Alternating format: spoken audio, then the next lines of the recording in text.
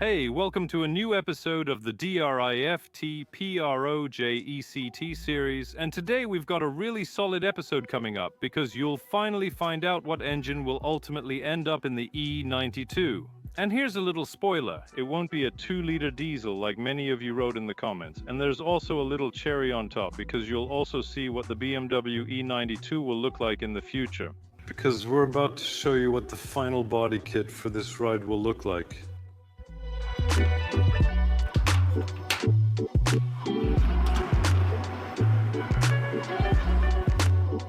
Listen, some time ago, actually a few months back, the body kit for the E92 arrived in this box right here, and it's not just any body kit, but mainly for two reasons. The first reason is that, according to my current information, only one car in Poland is driving with this body kit, so you could say it's a pretty unique thing. But the second reason, which I think is more important, is that you, the viewers of Drift Patriot, had a huge influence on the fact that this body kit is here. Because to put it simply, a year ago at the National Stadium, as the Drift Patriot crew, we filled 2 stands. You, the viewers, bought tickets from a link that was basically my affiliate link, and I became the driver who sold the most tickets for that event, which resulted in me winning 30 Valino tires or the cash equivalent. I chose the cash, and as I intended from the very beginning of this channel, all the money is reinvested into drift projects and the development of the channel. And here's the piggy bank that was put into this box, and soon you'll be able to see what the BMW will look like in its final version thanks to it. I'm personally super excited, and those who know the HGK company probably already have some idea of what to expect, but in short, I'm going to get the pallet jack and we're taking this box out to the garage. You know what? You look like Mawish on the in-run.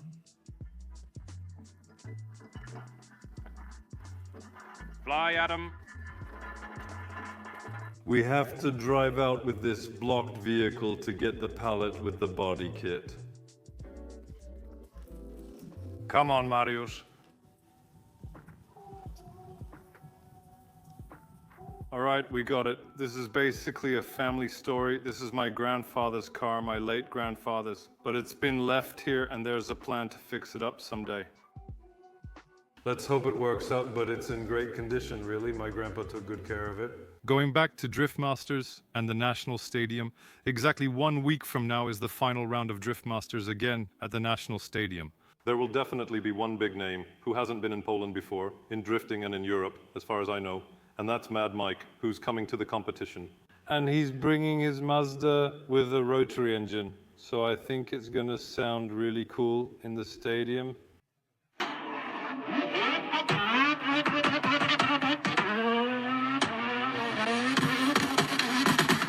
So if you don't have tickets yet, once again with my affiliate link, you can buy them in the link in the description, and I invite you to come. We'll be there too. We'll have some kind of meetup, but more information about that will be on Drift Patriot's Instagram before the event.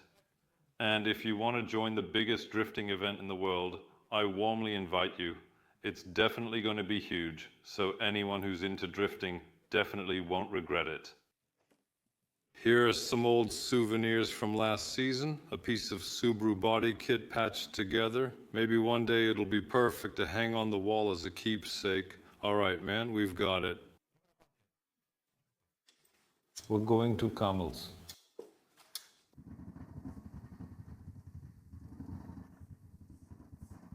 The box is in place. Kamil has joined us. We're doing boomboxing.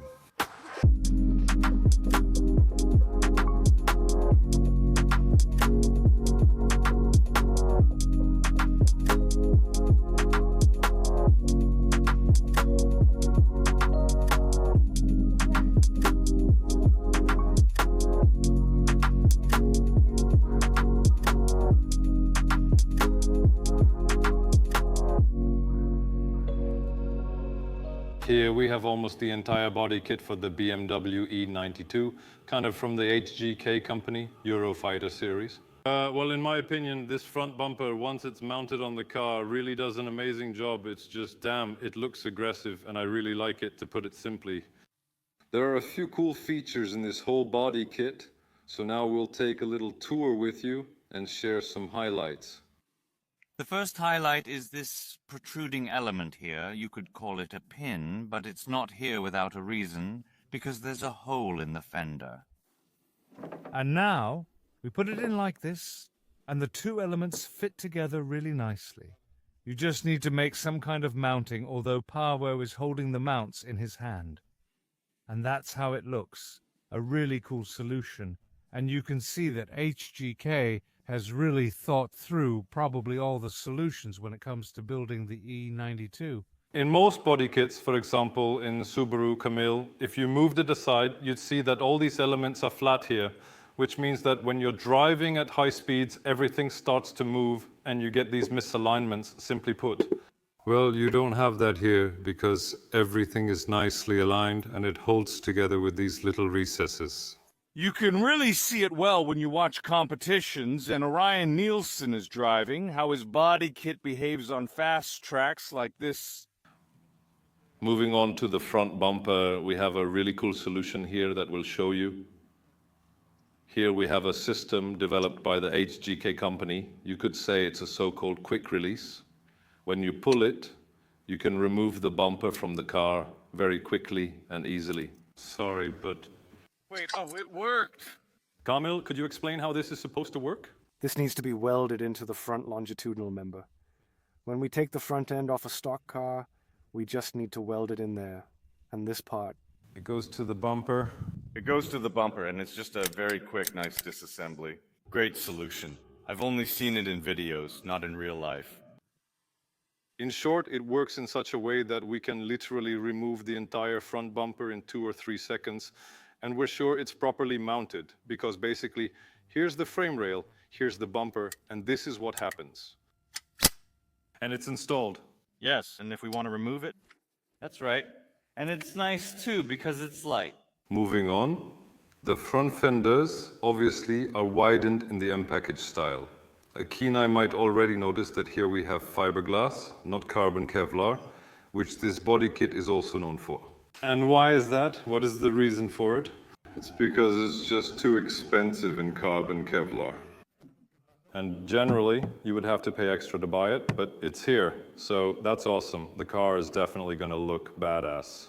What's missing from the whole body kit are the doors, because the doors are just insanely expensive too, but we have an idea here on how to solve it, so it's both good and, in the end, relatively cheap. In general, when you order a body kit like this from HGK, which is actually a really cool thing on their website, you can compare the weight of each part. Laminate parts versus carbon Kevlar parts. It's a rare feature when you're buying any tuning parts because very few manufacturers or sellers care about things like weight, and it's just not listed on their website when you're picking out parts. And on the HGK website, you can easily and quickly compare everything to see the difference between a body kit like this and, for example, the same one made from carbon Kevlar. The rear fender has a nice big air vent, so thanks to that we also get some cooling for the rear tires and definitely a bit less smoke inside the cabin. Ventilation is recommended since there's an intake here and an outlet in the back. But you can also see things aren't as perfect as they seem. For example, if a painter or bodyworker sees this, they might wonder, how come so much money and yet something like this? The trunk lid comes with pre-made holes for the radiator in the back, in the trunk. Yes, exactly. And with threads for the hinges, just to have them. And the last piece of the puzzle. A beefed up rear bumper. Kind of a tough guy.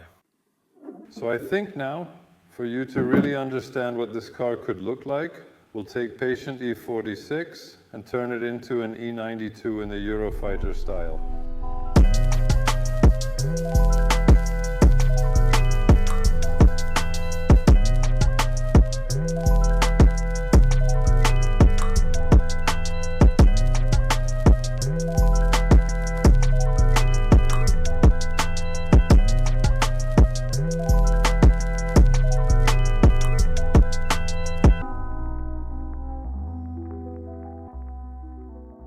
We've got it. This is how the E46 looks dressed up as an E92.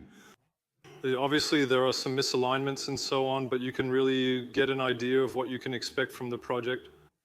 I really like it a lot. Ever since this body kit came out, I've liked it very much. Kamil, what's your opinion? No body kit looks better for the 92. Personally, I haven't seen anything nicer than this so far. And as you can see, if you really tried, you could fit the E92 Body Kit onto an E46. It would work. Listen, it took us 10 minutes, of course. It's just set up like this for now, but generally, It could be done. it could be done. It's doable.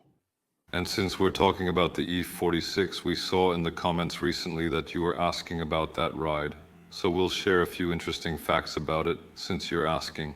And to put it briefly, this is a car that a client brought to us some time ago for a quick job, for a pre-season checkup, just to make sure everything would be okay. In short, it wasn't okay. Basically, it was supposed to be a quick checkup, and the client really wanted to start with the engine because he had just bought the car and just wanted to verify how the engine was, the compression pressure, those basic things, just to check them, and also the condition of the bearings. And after taking off the oil pan and draining the oil, we already knew it wasn't going to be a quick job. If you take off the oil pan on any engine and you see aluminum shavings, like flakes of aluminum the size of half a fingernail, that's never a good sign. The decision was made to take out that engine, and now there's a different engine in its place, completely different from the previous one, and basically, it's almost like building the car from scratch. Even when it comes to what we're doing, it's actually even harder than building from scratch because you have to remove the previous technical solutions and only then create your own. That's not how it should be done. Just like it was done here in many parts of this car, that's not how it should be. We have a new engine here, and there are still a series of modifications ahead of us, so if you ever want to buy a more powerful drift car, we can make a video for you using this one as an example, where we'll show you what can go wrong, in short. So if you want to see the story of this car in a separate video, let us know in the comments. Once we finish, we'll share that story with you.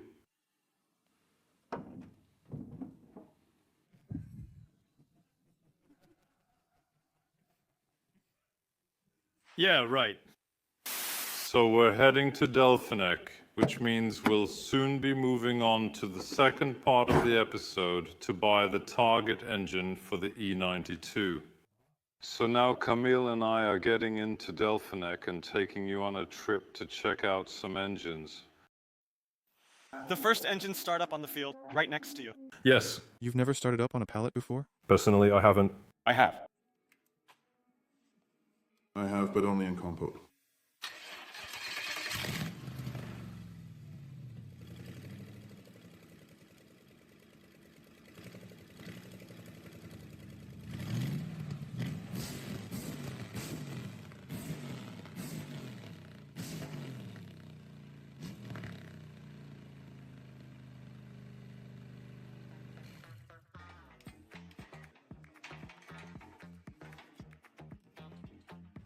Stop, Camille.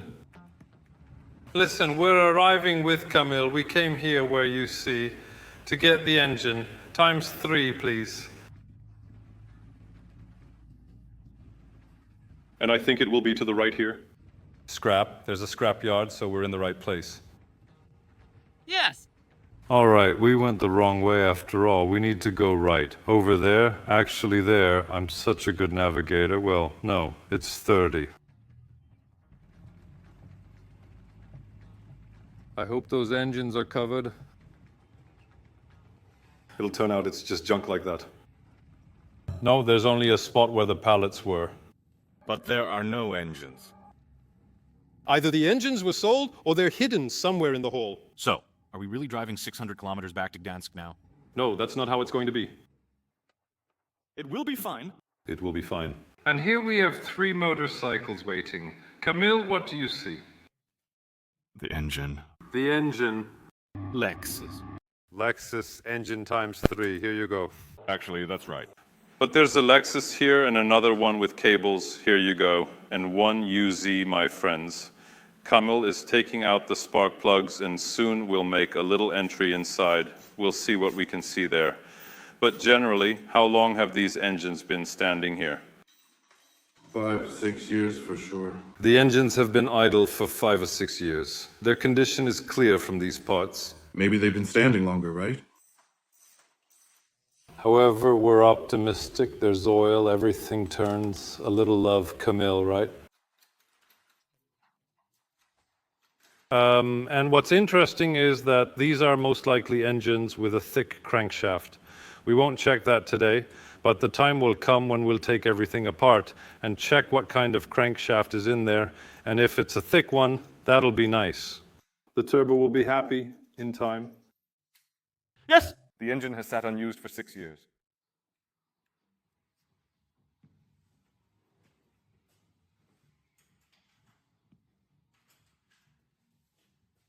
You don't agree with him? Do you see anything there? A light, something? We'll use the phone's light soon. We'll be moving around. All right, I need to point the camera over there. There's nothing to see here anyway. I won't see much from here.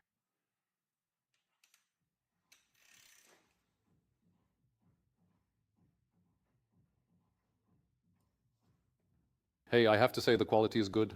The quality is good. In color, it looks elegant. Oh, undercuts. If we could see a piece of the cylinder, that would be cool. Go like that. Go, go, go. He's about to... Okay, that's enough. See? Yeah, now you can see well, yeah. Now you can see nicely. Cool camera. Is it a recommended one? No, I just found it online. It's some Chinese brand. You can see writing on the piston. Oh, okay.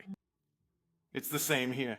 You can see faint vertical lines, but I actually bought it to check out the sills in my Volkswagen, because Volkswagen has awesome sills, right? Give me some more if you can. You'll see how much they are. They keep time at this level. 100 years, right?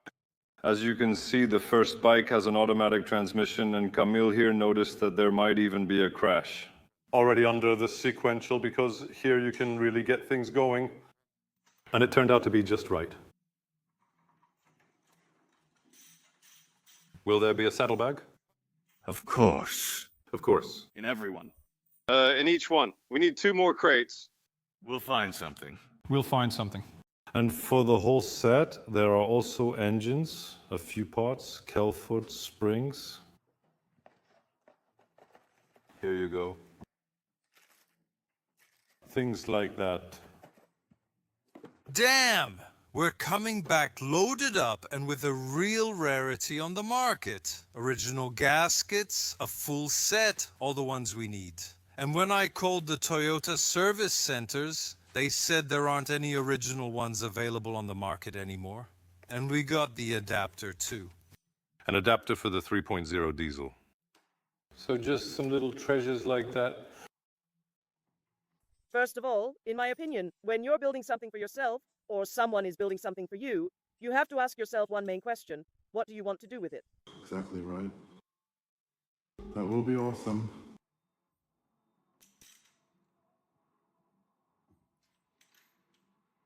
I'm not sure I want to risk it.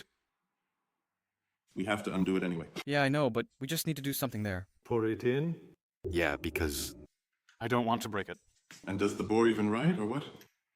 It does. A guy from near Krakow just bought it, but it's serviced near Radom. Really? And supposedly all the time. All right. 3 engines checked. So now it's time for loading. Camille, is it okay?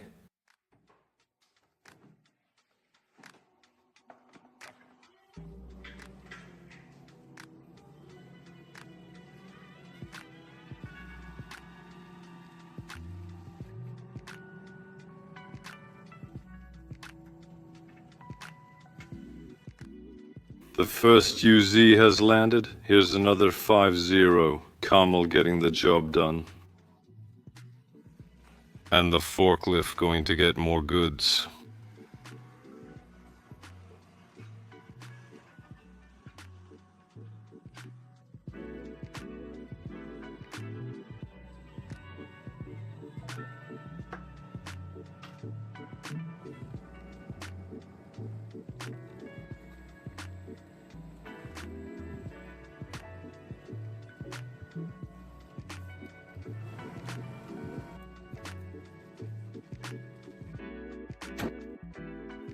All right, we're doing a test to see if the engines are on the truck. They're on the truck. The road from Katowice to Gdansk is beautiful. We send our regards. One engine was flying around.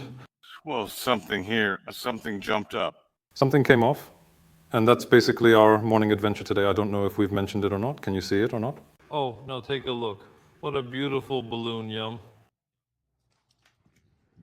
So the morning action, and I just wanted to say that I'm happy. From the moment we went in, I was happy and still am. It's cool. I'm simply excited. I got chills and I wasn't even driving. I was just thinking that one day I'll be driving it with that kind of engine, and I already got chills, so it was really nice. We're heading home. As you saw, we're bringing back the V8 engine personally. I'm super excited. So, Toyota One UZ. The legendary bulletproof Japanese engine. However, more information about this engine, like why we chose it, will be in the next Drift Project videos. When we start working on this engine, there will be time to talk about it and show you why we made this choice. And if you want to stay up to date, subscribe, check out Drift Patriot on Instagram, and see you next time. Yo.